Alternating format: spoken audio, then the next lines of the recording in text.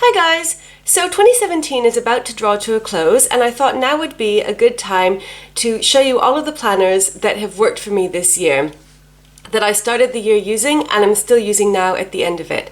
The first one is my trusty Hobonichi Cousin, which is my work planner. This is the third year I've used a Cousin. I started using them in 2015 and I absolutely fell in love with them. It's a perfect work planner and I can't imagine ever using anything else. So this is really my main planner, as in my work planner is the one that I put all of my appointments for everything in, whether work or personal. And I have been using it the same way the whole year. So I use pencil, which I like because I can erase easily and there's no worry about waiting for the ink to dry. And as you can see, I really use this quite intensively. This is my weekly schedule, which is kind of the core of my planning system. And then I use the dailies for all kinds of work-related notes. Sometimes I use it as a daily work schedule if it's a particularly busy day. And this is the current spread here. I absolutely love it. I use the monthly spread quite mildly, I guess. As you can see, it's still on November there. So I really just use it to sketch out big things like the term is ending next week, the teaching term, when coursework is due, when I have to hand coursework out to my students, stuff like that. So I don't really use this a lot. I really use the weekly pages as the core of the system. I won't go through this in a lot of detail because I'll do a separate updated video on my Cousin at some point, and I'll link the most recent one down below. But just to say that I've been using this the same way all year. It works amazingly. I absolutely love it, and I'm going to carry on using it in 2018. I won't be switching over anytime soon because I have a spring Cousin, so I'm going to be ordering the new one in February when Hobonichi releases the spring versions. So that is my Cousin.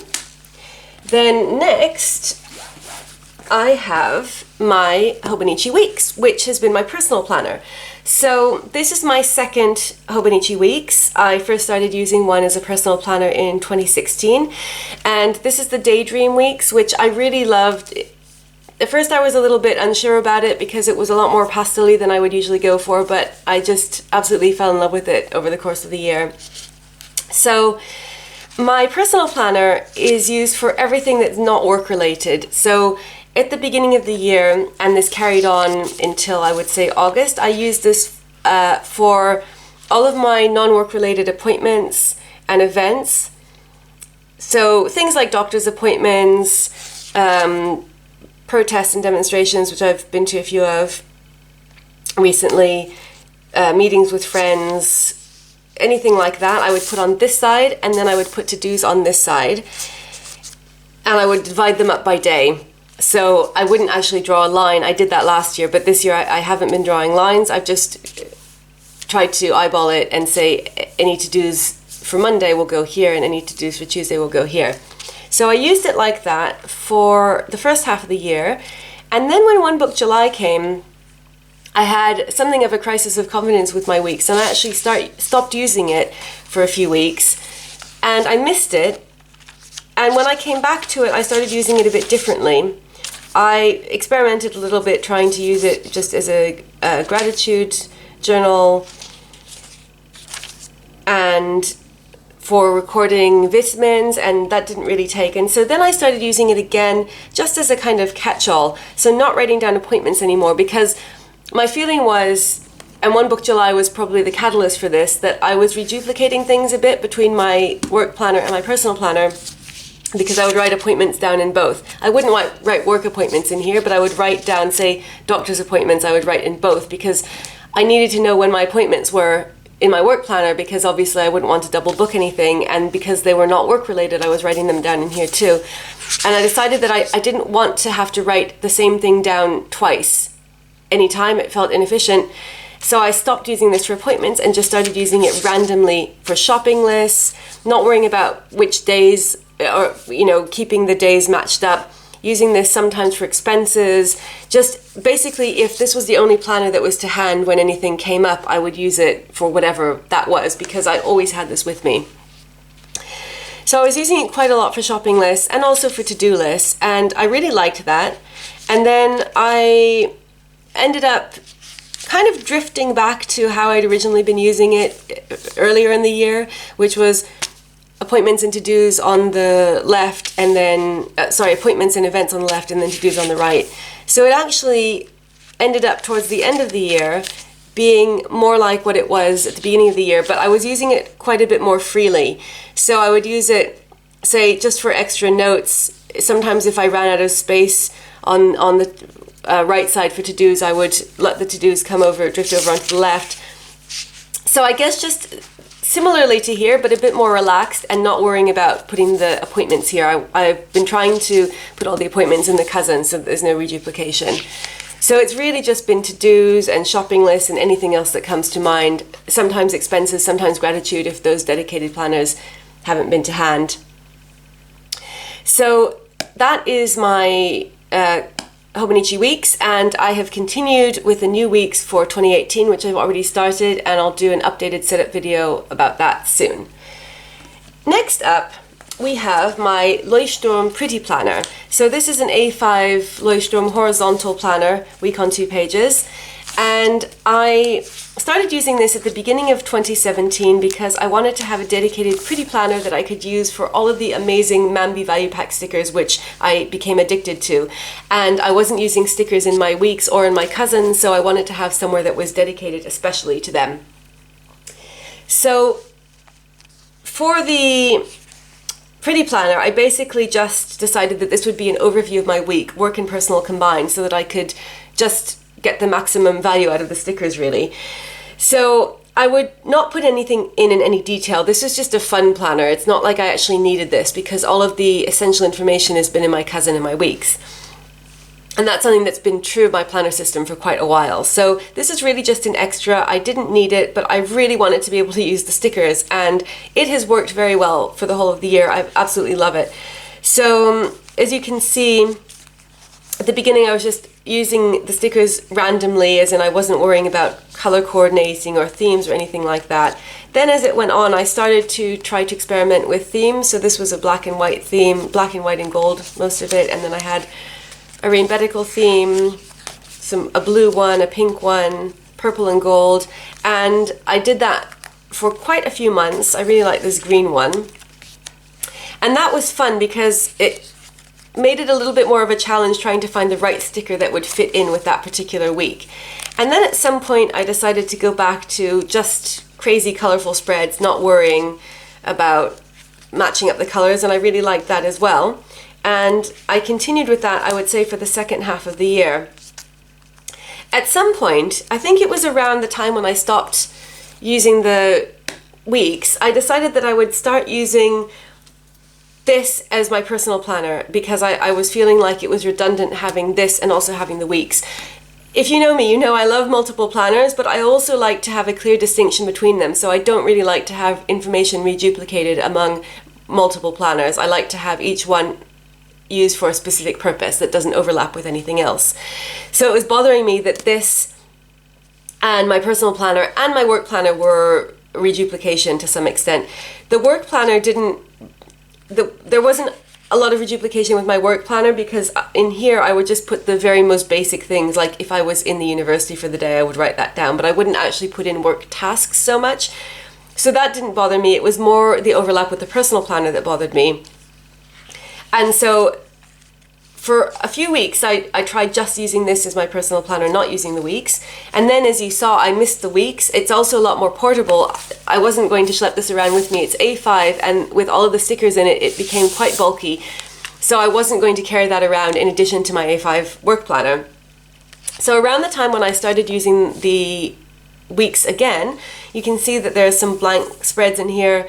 I wasn't really using it a lot, and I started to feel like this was redundant. So I went from the weeks being redundant to feeling like this was redundant.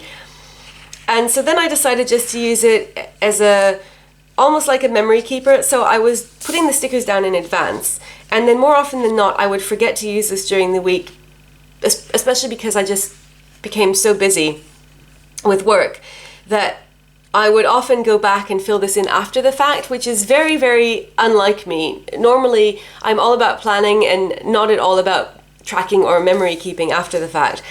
But because I'd pre-decorated, I didn't want to come and afterwards, because I'm going to keep this, I didn't want to have blank spreads. So I would start to try to fill in whatever I could remember, just of, that day or that week. And that is how I've been using it really for the rest of the year. So I really, really enjoy decorating this, but I feel like as a planner it's kind of redundant, and just having it to decorate hasn't quite been enough to make me want to continue with it in 2018, which makes me a bit sad because I love it. Like, this orange spread made me so happy, but I just didn't have time to check it throughout most of the week.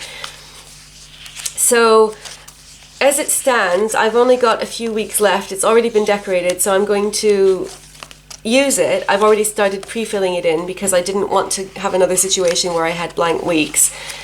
And I'm just writing things down that I know are happening, and it's kind of like an overview, and so that I can look back afterwards and remember more or less things that I was doing in that week. Just, everyday things. So the issue with it really is that if I'm busy at work, I come home in the evening, and then obviously I don't need to check it, and then the next day I'm out again because I've just been out at university a lot since the end of the summer, more than I have been previously. And so it's the kind of thing where if I'm working at home, I could check it throughout the day, but if I'm out all day, then I just don't see it. And so that, combined with the fact that there's a lot of overlap with my personal planner, has made me decide that I'm not going to carry this with me into 2018, but I am going to keep this as a really treasured memory from 2017. And it could be that in another year in future, I will end up doing this again in another planner. It's just that for now, I feel like it's not necessary in terms of my planning system, and that was making me not use it to its full potential, which in turn made me sad. So this did work in 2017, more or less, but I'm not going to be carrying on with a similar one in 2018. Part of the reason for this is because of the advent of my big Erin Condren, which is my home planner. So this came out in Erin Condren signature, by the way. Yay! This was from PlannerCon Europe at the end of October, and that was amazing. So this came out at the end of June. I started using it then. So you can see the first month is July 2017. So technically speaking, this is not a planner that I started 2017 with, but just because it didn't exist.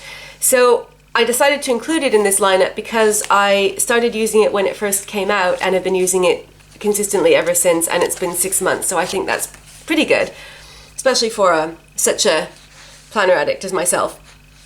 So this planner replaced a variety of different planners that I've been using as a home planner, which basically means a planner that has joint schedules for me and James, mostly so that James can see what my schedule is like, and has just, like some events that affect the whole family, so me, James, and our dogs. So things like synagogue, vet appointments, that kind of stuff. If there's something that we're both going to, my friend had a picnic and we both went to that. So I started using this for that purpose, and I started using it with Mambi stickers.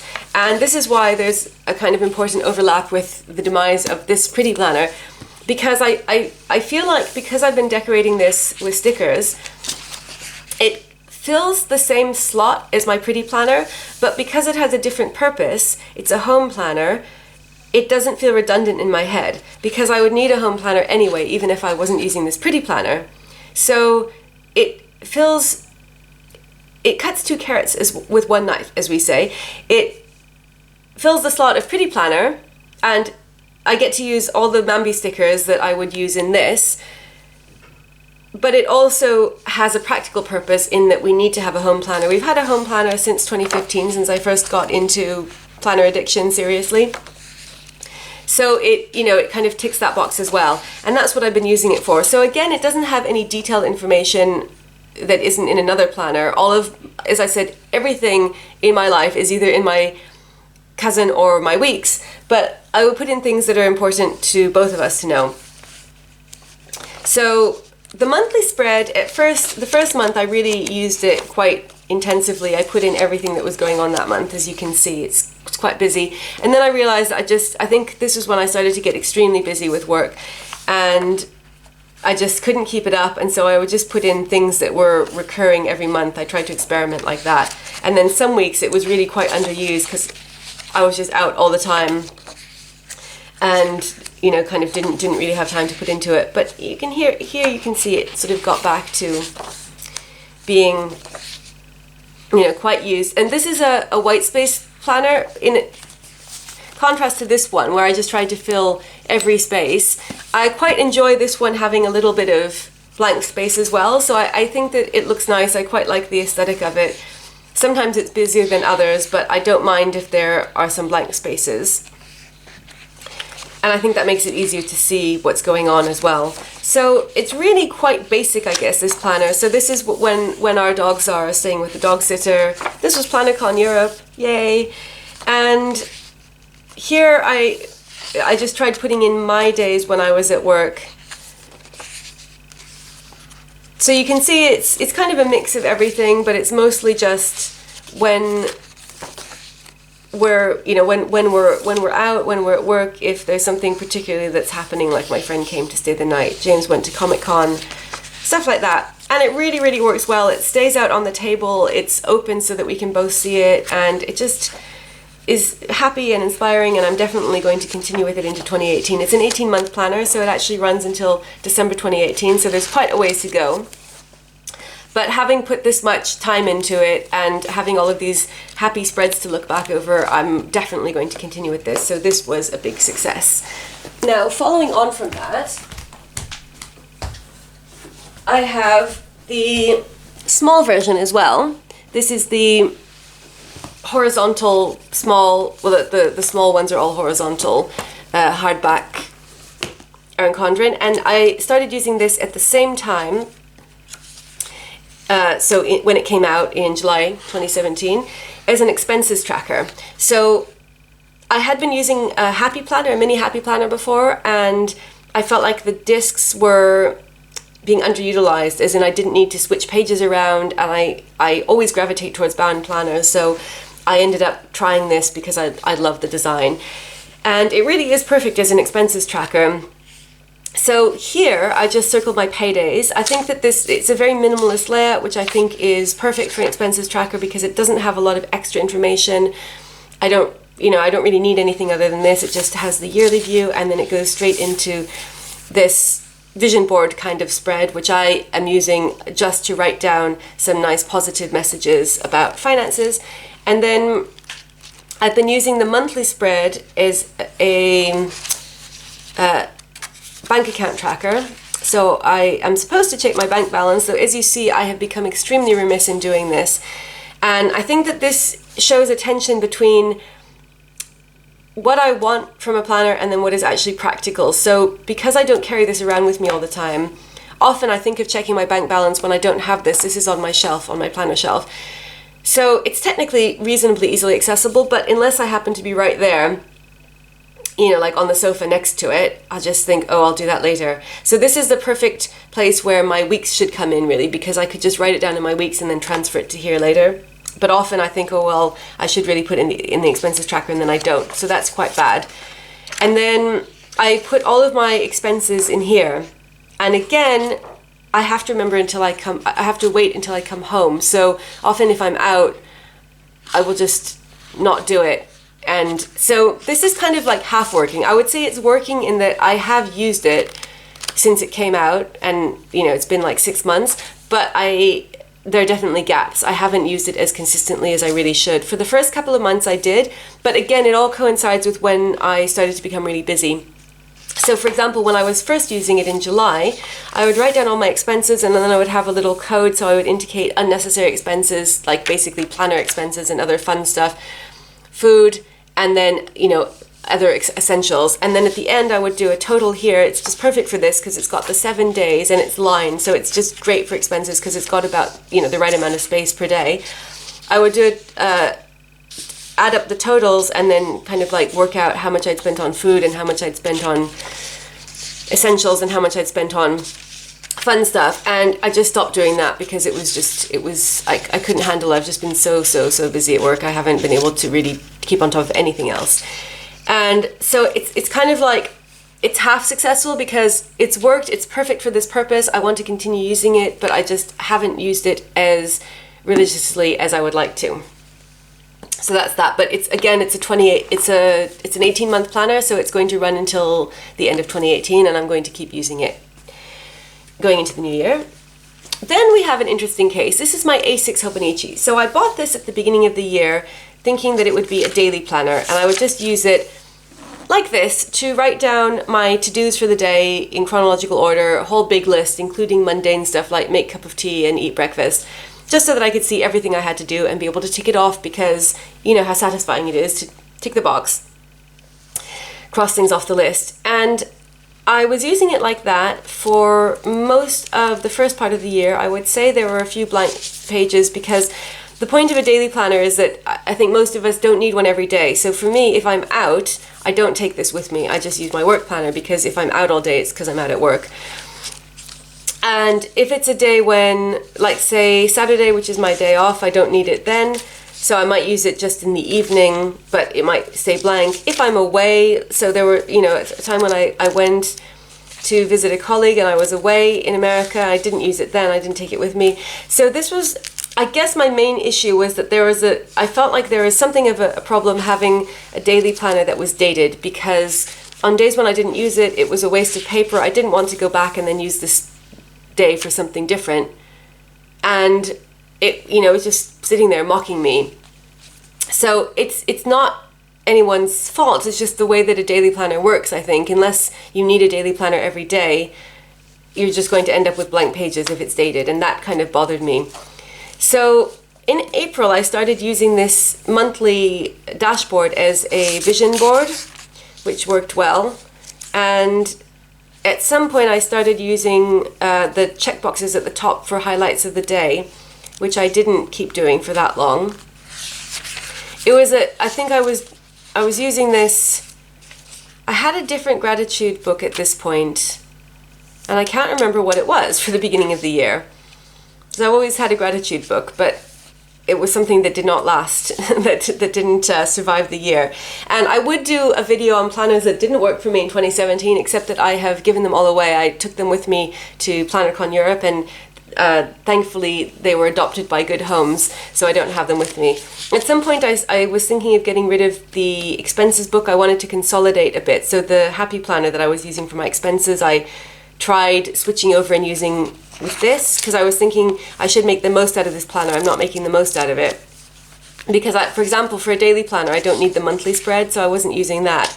So I tried at some point a short-lived attempt at putting in the highlight of the day here, and the expenses and the gratitude. I thought I'd move everything into here. I think at one point I was thinking of getting rid of the pretty planner or getting rid of the personal planner and just using this. Didn't really work. And then when One Book July came around, I just stopped using it altogether. So you can see here, it was just blank. So I put this in my planner graveyard. I thought, well, that's it. I'm not using it anymore. And I just started using a blank undated notebook, and I was rotating undated notebooks for my daily planner, which worked fine because, as I said, I didn't need a dated planner for a daily planner. But I really missed this, and I felt bad that it was blank. So it was blank for nearly 2 months. You can see here was some attempt to use it as a daily planner again, but it didn't work. Then I started using it as a gratitude journal, and I actually stuck with this. So there's some blank spaces, but I have been using it as a gratitude journal ever since. So from mid-August, you can see there's some blank pages just because I didn't fill it in sometime. But that's it. So we're now in December, and I've been using it like this. I would write the highlights of the day or gratitude at the top, and then I would write my kind of vision or things that I was worried about and wanted to be sorted out at the bottom, so that I can just tell my brain, okay, it's been written down, it's going to be taken care of. And I find that really helpful. Recently, I started using it for affirmations instead, but it's the same idea, basically. It's just good things, positive things, and vision. And in that respect, I have used it from the beginning of the year to the end of the year because there are only a couple of weeks left of the year, and I'm going to carry on using it like that until the year ends. I'm not going to get a new one for 2018 because I'm going to be using something different for my Gratitude and Vision book, which I will tell you about in a different video coming up soon. Meanwhile, we have another planner that worked this year, and that is another planner that started towards the end of the summer. So this started in August, and I actually only bought it in September. So you might say it's a bit of a I'm cheating a bit, including it in this video, but I have been using it for a couple of months and it's working really well and it's going to continue. So, and I've used it since I got it. So there are a few blank weeks before I bought it, but you know, quite close to the beginning. And I use this is, by the way, as you can see, it's the Hebrew English Week to Do Desk Diary. So it's a Jewish planner. It has all of the dates of the Jewish festivals and Shabbat times. So that's really convenient for us. And I use this as a things for James to do planner. So this sounds really bossy, but James actually likes it because he is very disorganized. He has ADHD, and so he finds it really helpful if I just like write things down. If I ask him to do something, he really always says he wants to do it and he's happy to do it, but he just forgets. So if I write it down, then he can check here, and then he knows that this is like the planner where I put things for him to do. So I'm extremely type A and he's very type B. So yeah, I know. I think it seems, like I said, it seems really bossy, but he likes it. So, and I get to decorate it and he likes the decoration. So everyone is happy. So we're definitely going to continue with this because it's very useful for all parties. So the last one is my Inkwell Press Daily Planner. And this is another one. This is technically a 2018 planner, but because I've already been using it for a few months, I feel like it is reasonable to include it here because it has been part of my 2017 lineup for, you know, almost the second half of the year. So this is an undated planner, and I've done a review on this. So if you want to see more of it in depth, but it's basically just an undated daily planner. It's absolutely fantastic. I love it. It says 2018 on the front, but everything inside is undated except that it's got the 2018-2019 yearly spread at the back. But it launched in September, and as you can see, I started using it in the middle of September, so that's why I would consider it's already been like nearly 3 months that I've been using it, and I want to continue using it for 2018. So the thing I like about this is that there's a space for you to put the date. So this is like a perfect compromise between my dated A6 Hobonichi and my undated notebooks that I was using for daily planners, because I quite like to look back and see the date when I was doing a particular thing. I just like to flip back and see the completed pages, as I'm sure a lot of us planner addicts like to do. It's very satisfying. And when I was using undated notebooks, obviously I could have written the date in, but I just didn't bother. But here, because there's a blank space for it, I think our, planner addict brains, if you're accustomed to filling in something, if it says, here's a space for the date, you just fill in the date. So whereas if it's just blank and there's nothing telling you to fill in the date, I just, wouldn't bother to do it. So I really like this because it's perfect for daily planning, and it just has everything that one could want in a daily planner, and it's beautiful and it has great paper. And so I'm definitely going to continue with this, and I would say that this has worked because once I started using this, I had no desire to use any other daily planner. So there you have it. Those are all of the planners that have worked for me in 2017. Some of them are planners that I've used for different purposes over the course of the year, like this one. Some of them are planners that didn't actually start at the beginning of the year, like all of these. So I would say, all in all, you can divide them into 3 categories. Planners that have had quite a journey over the year, that have been used for different things, but made it from the beginning of the year to the end of the year. Planners that didn't actually start at the beginning of 2017, so you might say that's why they have been so successful, because I haven't actually been using them for a year, but I want to continue using them and hope to be able to make another video at the end of 2018 and still be using these, because some of these are 18-month planners, so that would be my big achievement. And then finally, we've got the third category, which is a lot smaller, of planners that I started using at the beginning of 2017 and I'm finishing the year using, and I've been using them for the same thing consistently throughout. And even then, you can say it's actually only these 2, because this one is a spring cousin, so it started at the end of March. So planners that worked for me in 2017, quite a mixed group, but I would say these two are tried and tested because I have been using them over the course of more than 1 year. Like I said, this is my 3rd year in a cousin, and well, it will be my 4th year when I buy my new spring cousin in February, and I have now gone into my 3rd weeks for the 3rd year in a row. So I think that this is the core of my planning system and has been for quite a while. If I had to get rid of all of my other planners, I could survive with just these two. But why do that when you can have multiple planners and even more fun? And this one, like I said, it was a success for 2017, but I'm not going to be carrying on into 2018. Pretty much, mostly I'd say because the Big Erin Condren kind of fills the same slot and is more efficient. So there you have it, 2017 planners that worked. I hope you enjoyed this. Thank you so much for watching as always, and I'll be back soon with another video. Bye!